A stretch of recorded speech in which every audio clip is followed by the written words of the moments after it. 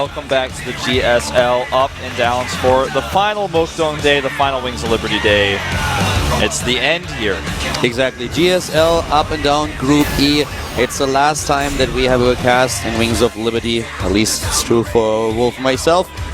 Of course, the GSL Code S finals that are going to happen on Saturday will still be in Wings of Liberty 2. But it's also the last day that we have in Mokdong before the studio moves to Gangnam. You know, I tweeted last night, I think it was either last night or this morning, I tweeted, oh, so my last Wings of Liberty. So many people messaged me like, no, of course there'll be exhibition matches in the future on Wings of Liberty. I'm like, I don't think so. Like, why would there ever be? But yeah, I would be a little bit surprised. Well, right now, one of the things that we want to point out again, it has not been decided yet if there is going to be a wildcard group.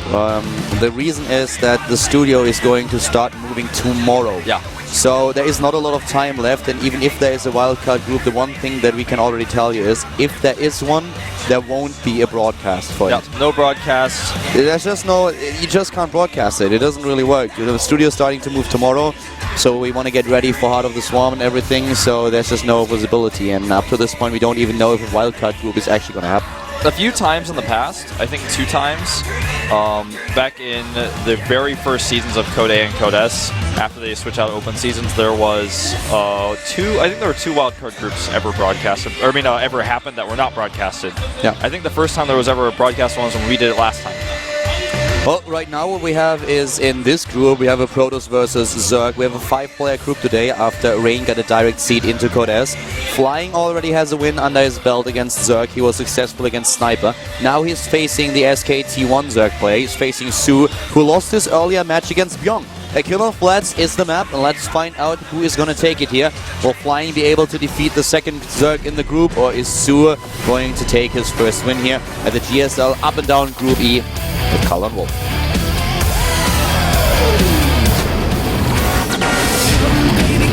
Starting to the bottom left of the map in blue, we have the SKT1 Zerg player. It is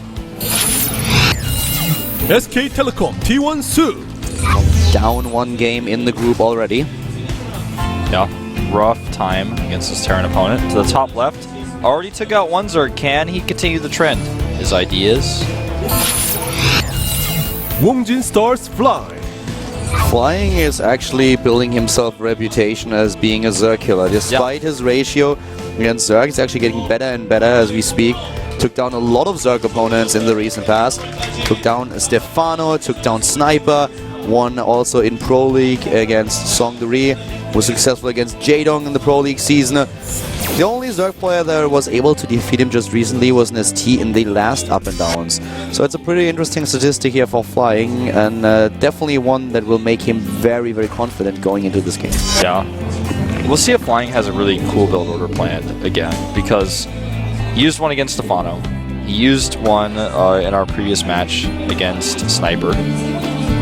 Flying just has a reputation to be a little bit gimmicky, to be very aggressive, to go for sneaky build orders, and this is something that makes him very unpredictable. You don't know what exactly he's going for, but so far his strategy has really worked out very well for him. And I would be a bit afraid if I was Su, not only because I already lost the first game, but just because Flying seems to be a bit on a roll against Zerg. Yeah. In general, I would say Su is the stronger player, but Flying has a run. I actually agree. You know, he's someone that is unpredictable. It's scary to play against somebody like this. But we'll see what Su can do. Both of these players are Castle players who have switched over fairly recently. Coming into this group, we saw Rain. Of course, he already got the direct seed, but when we knew that Rain was seeded, and we had only 5 players in this group, I personally thought that Su and Sniper would actually be 2 of the main contenders to get out of this group, to take rank 1 and 2. Both of them lost in the first round, and yes, Sniper took now a win against Björn, but if Su loses here, then he's 0-2 in the group and in a 5-player group. This doesn't mean that you don't have a chance anymore, but it puts you in a very, very awkward spot where you don't have your fate in your own hands anymore. Yeah. You know, Björn was somebody, if you asked me 9 months ago, if you looked at this group with similar level players, I'd be like, oh, Björn will get out, I think. But now I can't be sure. He's struggled a lot in the recent past. In fact, lost his first match in this group as well. So we'll see. This is a group that has players that are fairly evenly matched together. No heavy hitters because Rain is gone. Besides Sniper, of course, you have to mention him as a heavy hitter. What I personally want to know is what exactly Flying is going to do. We talked a bit about his strategies in general, but this is one of those maps where most Protoss players will start with a Stargate. Will go into a Phoenix opening. He has shown Phoenix openings against Stefano when he was playing on Belgian Vestige, and he was really strong with it. It was great to see his multitasking happening. But with with Flying, you never really know what exactly he's going to do. I could see anything coming out of him. Going into another Immortal push, trying to, even on the map like this, it's not like the best build, but it's something that he could certainly try to attempt. Going for even sneaker build, we've seen him use DTs against Zerg. I would say he's going into a Stargate, but at this point I really have no idea what he's actually going to do. Yeah, Stargate is what everybody is doing right now in Wings of Liberty. And this is going to be the last time anyone will ever do it in Wings of Liberty, but going into Heart of the Swarm, Stargate became more popular. He has enough resources to start one right now. He could do it, but he's not. He hasn't started +1 either. Yeah, so far he's still keeping us guessing. There it is. And we have the Stargate opening. So Stargate here being shown fairly early. He's putting it at a really easily scoutable place. You could even see that with the Ling if you go up, I'm pretty sure. Doesn't really have a problem to show the Stargate here. The follow-up will be an interesting one. The last time when he played Stefano, he played this very, very gateway heavy after he had the Stargate and just overwhelmed Stefano. He never really got a chance to recover from the initial blows.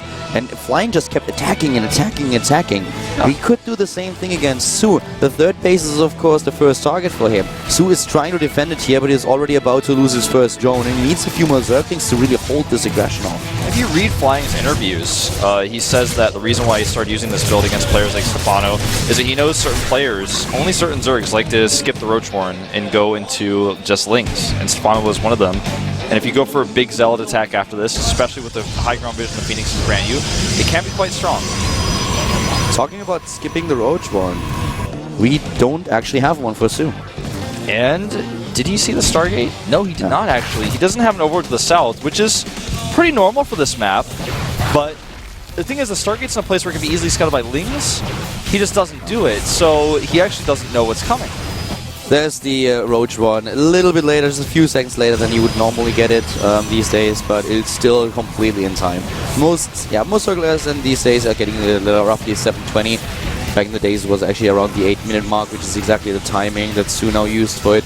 He's already heading into the lair tech and also, of course, into the speed upgrade for the Zerglings. That's halfway done. Nice defense so far, but let's see how much damage Flying can do with the Phoenixes now. Yeah, he sends out just 3. Fourth one is rallied in. Takes 4 Phoenixes to kill a Queen. And the third base he's going to start during this will be scouted by the Lings of Su. He's got them in position to check for it. No Spore Crawler, no nothing. The Queen is immediately eliminated. There are a lot of the Overlords that he can take down. And also, of course, all those drones. The Spore Crawler has just now been started. A very late reaction by Su. He's going to lose a lot. He had the Evolution Chamber the whole time, and he just did not use it. Oh wow, this could be really bad. He's going to lose a lot of Overlords here, and he's going to lose the Overseer in the main as well. Look at this. The Overlords are sitting ducks. They're just sitting there on top of the Spore Crawler. That's not done just yet. And Overlord after Overlord is just going down. He could have actually killed another one there if he wanted to. Easily. He's going to go back home and kill the Overseer, I guess. That's what seems to be his plan here. No, he's going to kill it with Gateway units instead. Su is heavily supply blocked. Yeah, and he's making 2 Overlords right now, but that's not going to help him. He needs even more than that. Now he makes 2 more. Yeah, he just comes out of the supply block, but this is really bad news for him. He already lost way too much. He's losing another Queen. Look at that. No way to save it. He doesn't have enough transfuse energy yet. Barely not. Oh! Yeah, has to go for the second lift, but he loses a Phoenix in the process. The third base of Flying is a big problem too, because Su does not have any way of pressuring this right now. He goes into Infestors, which I really like. It's the smartest thing I feel he can do in this situation, but this is not comfortable as a Zerg if your opponent gets a third base for free. He can try all he wants with these Lings, but he's not going to stop the third. In fact, he's going to lose a lot of his Lings. Yeah, the Zerglings are trying to get scouting information heading into the main base, but they are taking out before that. This wall is going to happen. And now Su is trying to at least give himself a 4th base. With the Infestors, he's going to play this a little bit more passive, trying to make sure that he is in a defensive position where he can stop an attack. But we have seen the follow-up from Su against Stefano when he was moving in with the first few Colossi. And this build that he's currently executing is very similar. Yeah. Flying's seen already Su's 4th base too, so he knows how to pressure this. He has a lot of different options. The Colossus attack seems to be the one he's chosen here. Spire goes up for Su, and it's probably just going to be for Corruptors. Exactly. What Su is currently expecting is that there will be a few Colossi. That's the usual switch that you go for when you are starting with the Stargate, and therefore you will need your Spire, and this is exactly what Su now does. So he has all the options that he needs. But Flying is not making Colossi. He's starting Charge and adding only Immortals. He only has 1 Colossus on the map. He doesn't get range. He's actually faking him out a little bit like you would usually seem to be done against a Terran player. This is really cool. He gets the Templar Archives now. We've seen this type of play every now and then, but it's not the most common style. The most common is just going into Colossi. Yeah, against Terran you see it all the time. You try to force your opponent to overproduce Vikings, and then you go into the Storm Tech. But now, when the Spire is done, I'm actually really interested to see how many Corruptors we will see Su building. He saw this 1 Colossus already, so he assumes there are going to be more. Will he really commit to Corruptors, though, before his opponent moves out? That's a good question. Also, how many Archons is Flying going to get out? Is he going to try to take a 4th of this or attack? Well, the question may be answered right now with those gates going down. I don't think he will get Storm. I think he's just going to skip it. He's just going to use Archons only. Yeah, I agree. And look at the amount of Corruptors that we have on the production tab. He's going into 9 Corruptors. 9! Oh, this is perfect for Flying. Exactly. Flying is such an intelligent player, man. He may not always make the best micro decisions, and sometimes his decision making in games that are even is somewhat questionable. But when he knows a build that he's doing, he executes it well. He keeps his opponents guessing. These are perfect mind games here. This is exactly what he needs to do. This is just dead supply. This 1 Colossus, of course, is not going to do anything, but without the range upgrade, it was never really intended to do anything at all. He was supposed to draw a lot of Corruptors out, and this is exactly what happened. So suddenly, the main bulk of the army is on the ground with Immortals, with Archons, with all those Zealots and the charge upgrade. This is going to be bad news for Su. Yeah, and Su knows this now. He's trying to force counterattacks here to turn Flying around. He's trying to turn him around so he can throw away units to remax with better ones. The thing is, you can't really throw your Corruptors away, but he needs to switch up his composition a little bit because Lings are not going to be useful here, and right now he has 62 of them. As soon as we have the next rounds of Warp in for Flying, the supply gap is closing, and then Flying will have a lead here. The army supply at this point is already 108 against 117, and of those 117 supply for Su, roughly 20 are completely useless. Yep. Here we go. The attack comes in. Even the Phoenix is tanking some damage on those Corruptors. Doesn't matter. The Infestors with really good fungals on the Zealots, though. If they can't move, they're not too useful. The Colossus is gone, but now it's a battle on the ground, and there the Corruptors can't help out anymore. They can go for Corruption, but that's the extent of it. Another good fungal onto those Zealots. They cannot really engage in the battle itself. The fungals are game-changing here. The Zealots did not really fight at all here, but the Archons are still alive. He knows exactly what to hit with those fungals, and those Immortals, they also don't stop. They take apart the Roaches, and this is the biggest problem. He can only reinforce with Lings and Roaches, and Su has the perfect... Sorry, Flying has the perfect composition against this. And there are no more Infestors. He, without Infestors, can't stop the Zealots anymore from just charging in. Warp Prism is active.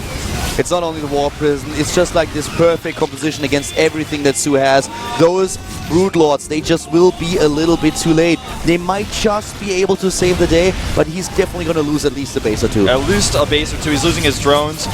The Greater Spire could actually be targeted. He's losing his Queens. And Flying can, with the money he has right now, make whatever he wants. He decides to make a few more Zealots. He saves his gas. The Wounding Stars Protoss player is about to win this game with flying colors, taking down the main base now. With this composition, he's in the perfect spot. Broodlords will definitely give him a bit of a problem, but in the end, there is way too much for Flying. He's playing this so well, taking down base after base. Yep. He should actually turn this army away from the Broodlords, though. He warps in Stalkers, and, well, as soon as Blink is done, he will be in the perfect spot. Yeah, he's going to have to wait a little while before he's there, though. I'm a little bit surprised he keeps fighting against this. He should just move away. He's buying time for all the Zealots that are in the main base and at the third base. He knows as long as the tech is eliminated for Su, there's nothing that the Zerg can do in the long run. Yep. So this is just him buying some time, and yes, at high costs, but he's trying to just pressure his opponent as much as possible to make sure that he can't defend his important tech structures. Yeah, the tech structures are all dead now. As for the reasons you mentioned, he was a bit distracted. His brutes had to deal with the Stalkers, or, the Stalkers were going to kill the other base too, so he had to make a choice. And here come more Stalkers, 9 of them. GG, he doesn't even try to fight it out. Well done. Really, really well done by Flying. A very impressive performance today. Yeah, 2-0 already. He's doing really good builds. I'm really, really happy with how he's deciding to play these games out. He knows exactly his opponent's weaknesses. He's doing tricky builds. He shows one thing and then goes into another. Yep. I'm really impressed by his playstyle here. Both Zerg players didn't stand a chance against him. He won against Sniper, he won against Su. Su now 0-2 in the group. He really needs to win his next 2 games or he will be out of Code S. Might get 3rd place, but yeah, will not advance today. Flying on the other hand with the 2-0 in the group, a really good position for him to be in. That was really impressive play. It was strong, just a really good timing from him. He tricks his opponent with the Colossus, just like we see in Pro Loss versus Terran. Yep. And Su took the bait 100%. Yep. Made the Corruptors. 9 of them. 9 Corruptors, that's 18 supply. What are you going to do? That's a lot of resource, that's a lot of supply, he couldn't really use it. He took down 2 Phoenixes and 1 Colossus. That is definitely not going to change the battle. The idea of Flying was the entire game to rely on Immortals, Archons and his ground force. And it worked out well. Against a push like this, you have to kind of crush it. You can't just defend okay. Because yeah, he deals with the first wave of Zealots with his Infestors, but once his Infestors are gone, he can't deal with all the Warp Ends. And we are heading now into the next game. It's going to be a Terran versus Terran. Byung with a win earlier.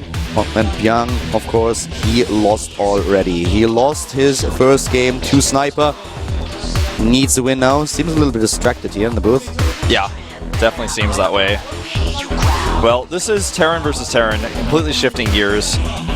Byung ahead in the group. Byung, on the other hand, is down. He wants to equalize the score. Map is Cloud Kingdom. And we are heading now into the game. It's going to be really interesting to see who's going to win this one. It's an important match. We have a Terran versus Terran. Byung against Byung. Didn't we have this already once? Byung versus Byung? I think so. I remember we had this one. Let me look that up. Well, let's jump into our first Terran versus Terran here at the GSL Up and Downs Group E Classified Outer Bowl.